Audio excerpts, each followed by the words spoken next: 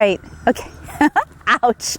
Stop. Hi, I'm Caroline Best of Horsemanship.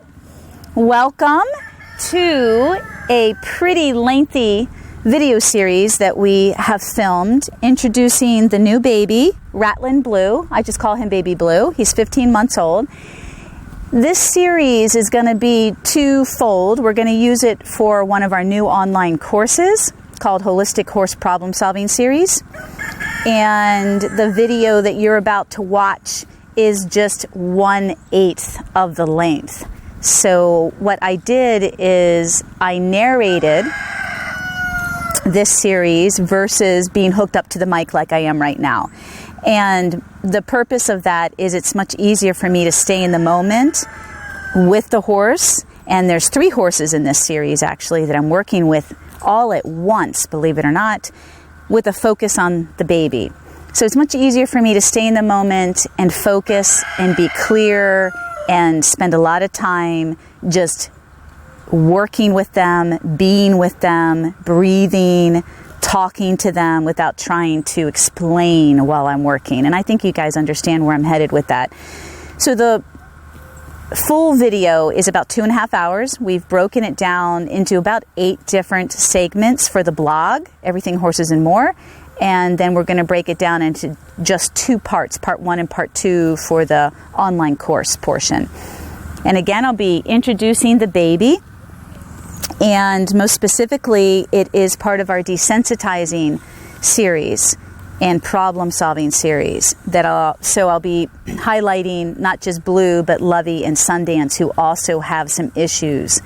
And you'll see that in this video series. So I hope you enjoy it and you learn a lot from it. And again, I'll be narrating throughout it so I can talk about what I see and what I'm doing, which I think is a lot better for you all, especially when there's so much going on at once, not just with one horse, but multiple horses. And he is so reactive, almost like a wild horse, with the object that he's fearful about. So enjoy. I look forward to hearing from you in the comments, and may you always be one with your horse. Thank you.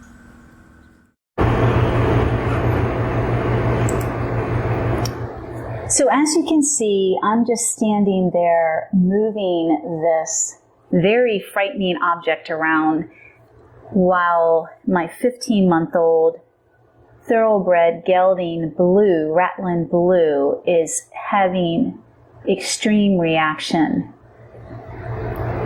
I think this is the 2nd day or 3rd that I film.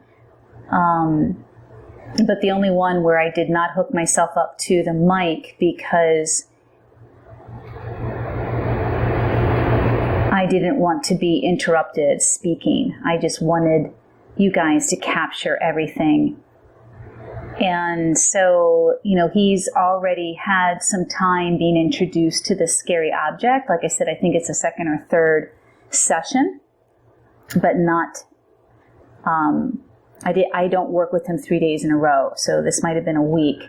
Some of the other previous video and video after this, I talk a little bit more.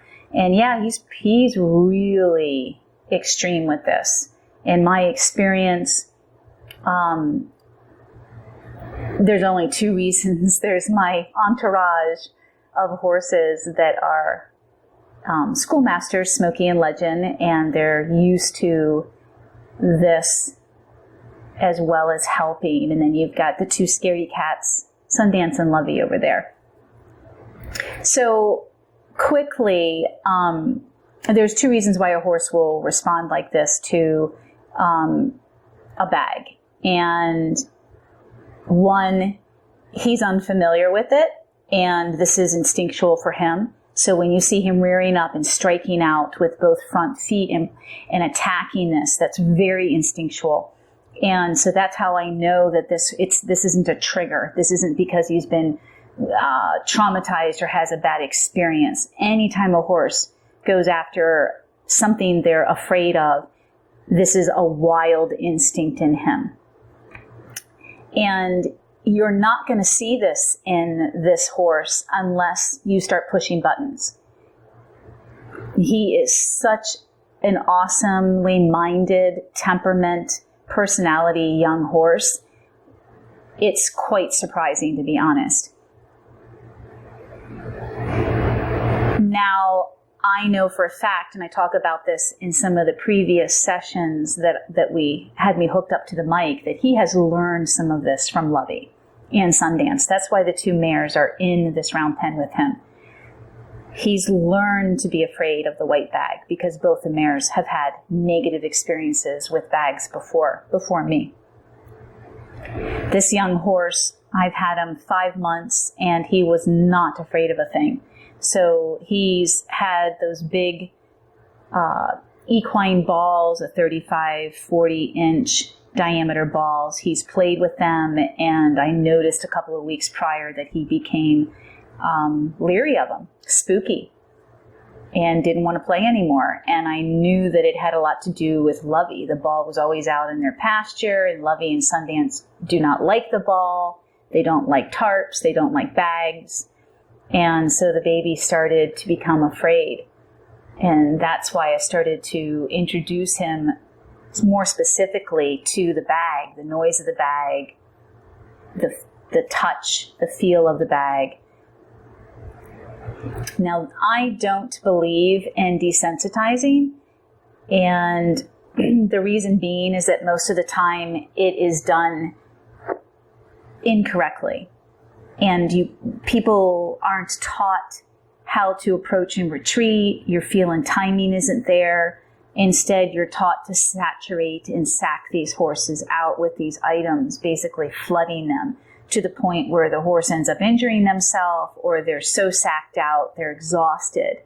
And it's horrible. It's very abusive. And I know that most people, their intentions aren't there, but, being ignorant isn't good either. And so I wanted to do this series to help shed some light on some different ways of approaching your horses that have issues, whether it's past trauma or this young baby that has just learned how to become afraid. And he has some pretty strong, natural, wild, protective instincts.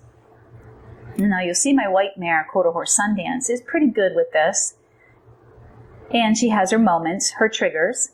I have the two mares in there because I'm a professional and I work often with more than one horse at a time. And I know that there's a lot to be said about indirect training and allowing horses to learn from each other without putting all that direct linear pressure on them. So some of this, my technique, is hard to explain for me. It's very instinctual and very intuitive. And it has a lot to do with experience as well as just feel and timing that's really innate in me. I think, like I said, this is a second or third session with him, and there's a point where he needs to get over it. And you see me stopping the mares. I don't want them running around with their heads cut off and panicking and feeding off of each other. So what you guys don't hear in this video, where you do hear in other videos, is me working with the mares right now. So you can see that when my direct pressure isn't on the baby, he's much better, isn't he? It's amazing how much direct linear pressure can really affect a horse. So he's much better with that bag when I'm more focused on the mares. And so it gives him a chance to just decompress and process. And backing off or retreating is very good. And every time Sundance tries, I stop. So there's also the retreat approach versus approaching them and saturating them. And yep, I let go of the rope, and baby's just kind of caught up in everything and the hysteria of it all. And so I'm calling Sundance right now to get a grip. And I'm going to single her out. And I'm going to work her through this until she gets a grip. And that's my level of experience in training to know how hard to push, when to back off. I do not recommend novice or new horse owners or people even new to training horses. I don't care if you've been around horses your whole life. That does not make you a trainer.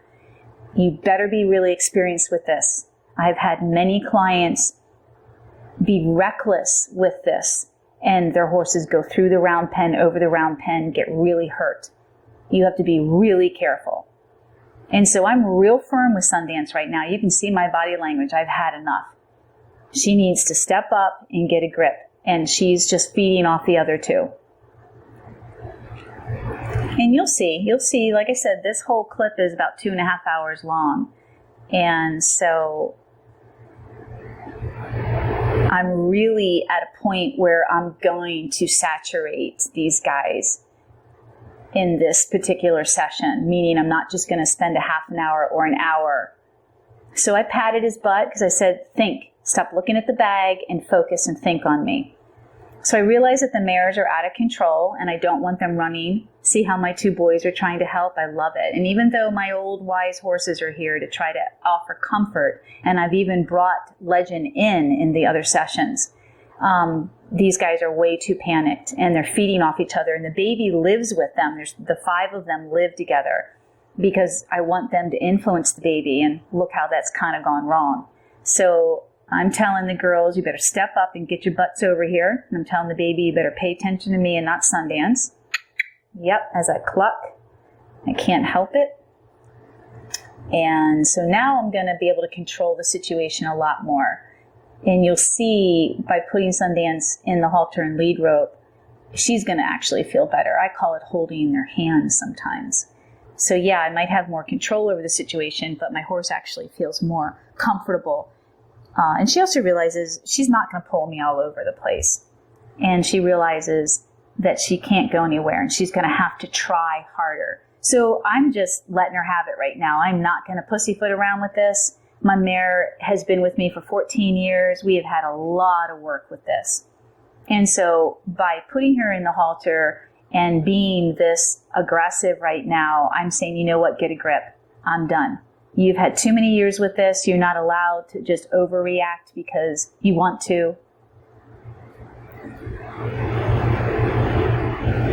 I need my mare, and you're going to see how she steps up. In this video and in the other videos, she steps up and helps a lot. So I'm asking her to move around. That's why I tapped her pretty strong there, because she was frozen. I wasn't hitting her. I was like, wake up and stop freezing and checking out on me. I'm also breathing, you guys, and I'm talking to her a lot. You'll see that often. I'm saying, move that hind quarter around and stop freezing. So I'm getting on her case because she does what? She either freezes, goes into self-preservation mode of freezing, or she goes into fight and flight. And I need her body to stay still. That's why I got on her case. I'm like, Sundance, I need this baby to be able to use your body as leverage. And she knows this. This is a cow horse. She knows how to help me with horses and cows. See how she's paying attention to me? Yep. So I expect my mare to step up a little bit. This is ridiculous. And then she's going to help the baby more by showing him not to be afraid. So now that I've got her where I want her and need her, I don't need to help her anymore.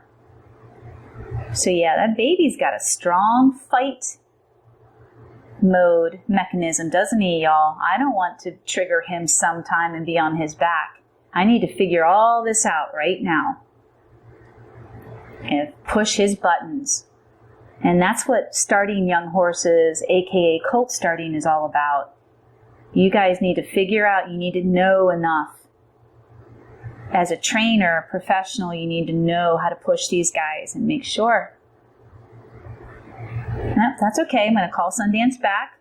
She's my number one right now. Let those two go. Work with the easiest horse. Yep, good girl. That's what I said. So Sundance doesn't like that bag, but I'm going to build tremendous rapport and respect and trust with her the more she trusts me and pays attention to me and not that bag. because she'll realize she's going to be safe. I'm also asking her to think right now by putting her in a position to help me. She's got to think about me and what's going on and not that bag. So it's helping Sundance too by involving her right now, you guys. And Lovey, I can just leave Lovey alone for now. So I'm giving the baby specific exercise, and I'm purposefully asking him to go back and forth and move his feet, because every time a horse goes left and right, they've got to think about where their feet are. So I'm using his left brain right now and specifically, purposely getting him to think and respond instead of reacting.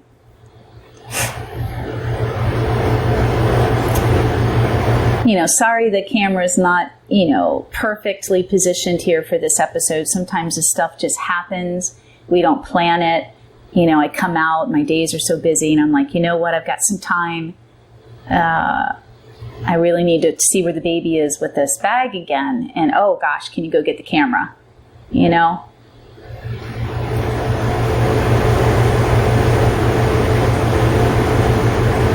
Sundance is doing an awesome job.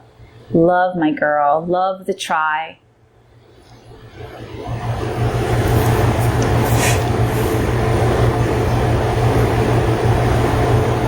So yes, the baby part of this desensitizing series is to show you guys some different approaches while staying compassionate and always feeling of the horse. I'm not here to get this done in a day. I'm here to set it up so that I keep looking for progress each time until I know that it's no longer a big deal. And I like to use numbers to measure and gauge everything. So when this is 50% or below reactive, I'll leave it alone. And I'll focus on other exercises and things we need to do. I'm really reassuring her, what a good girl. And then I'll bring this bag back out in a few months when we've had some more education. He's grown up a little bit more and a little bit more experience with just the bags being around. So I'm not going to come out here every day and work with him like this.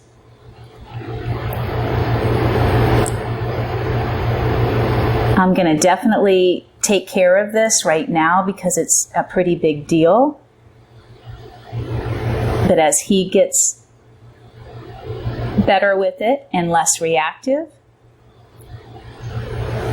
he's all tangled up in the rope, I will, it's an opportunity to just see how well he'll give. He's doing pretty well. Good licks and chews. Most of that sweat is stress, you guys. He's pretty stressed out. So I'm just going to walk with him and hang with him. That's nice. So this is a good point. I mean, the fact that he can lower his head and give to this contact is really important because it tells me he's not a fighter by nature, you guys. That's just a real strong self-preservation, natural, instinctive preservation mode for him to go after that bag. If he was a really difficult, willful horse, he would be pulling against me right now and would not give to that, would not yield. So he's got an amazing temperament. He is so smart and easy and sweet and playful. I'm just giving him something else to think about. Yep. And see, there's bags all over this round pen. He's doing a lot of good licking and chewing, which is excellent. Yeah, he's not a tough horse. I know this looks pretty scary and it is pretty dangerous. God knows we don't want him to rear up and strike us in the head. So, he knows enough. He's had enough education with me to know how to back up, lead well, respect my space. I'm just getting him to think. I can drop that line at any time.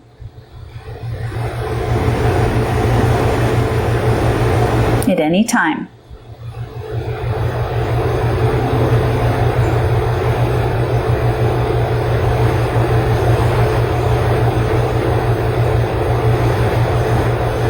So yeah, he's getting a lot of work right now, mental and physical, but mostly mental. I'm going to call Lovey out.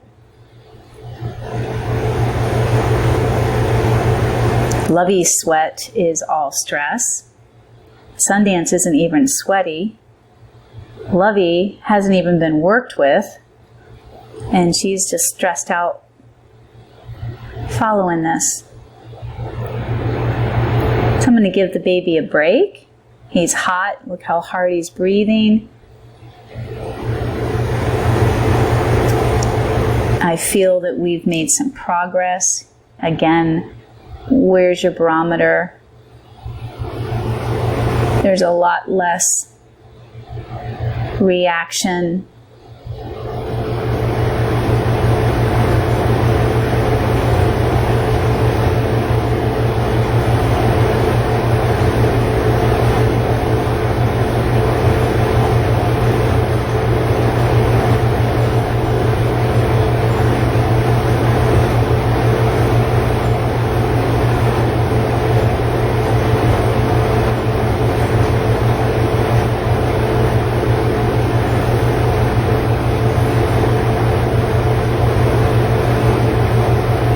So what am I testing right there? His fight level, you guys. And even though he's afraid of that bag, he still listened to me and allowed me to bend him around.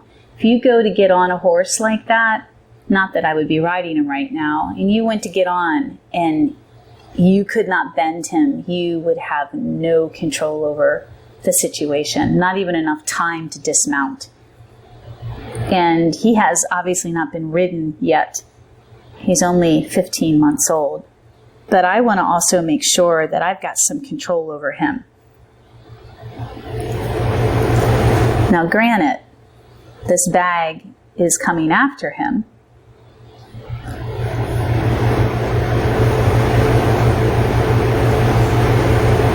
It's not as though we walked up and came across the bag and had time to move away or get down.